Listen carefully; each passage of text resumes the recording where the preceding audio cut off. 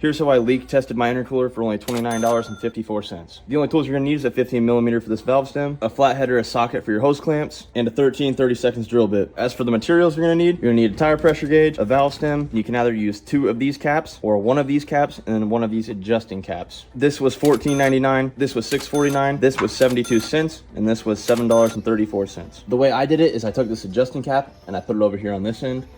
But if you don't want to use this, if you want to go a little bit cheaper, you want to save a little bit more money, you can put this one on here and it'll work just as fine, I assume. This side held up perfect, so I assume it would hold up perfect too. To install the valve stem, all you need to do is drill your 13/32 hole in here. Take the valve stem like this, thread it up there. Take this washer, it has a lip on it. Put that lip up and then thread your nut on. Assuming you guys already have couplers, since you have an intercooler, you probably have couplers. I didn't include the couplers in the price just because it's going to range. Because some people are going to have 2.5 outlets, some people are going to have 2-inch outlets, some people are going to have 3-inch outlets like mine.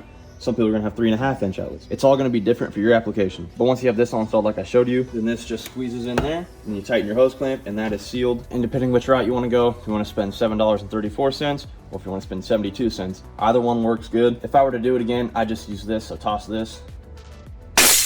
But in case you do want to use this, because it will work better, the process is the same thing for each. Put it on, snaps right into place like everything else, and then tighten your hose clamp. Or if you want to use the more expensive, better cap, tighten this nut so it expands that band inside.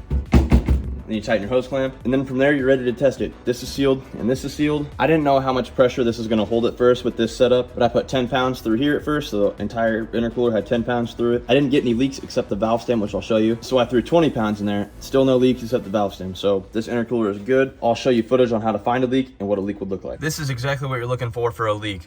It's just this valve stem probably isn't supposed to be made for something like this, so it ain't sealing right. But that's the only place it's leaking. I'm gonna go ahead and spray it a couple more times. So what you're looking for is those bubbles like that.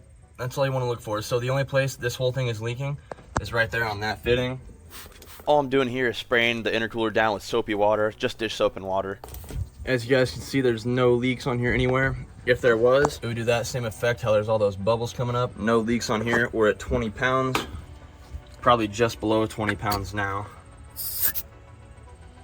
Yeah, so just below 20 pounds because of this leak.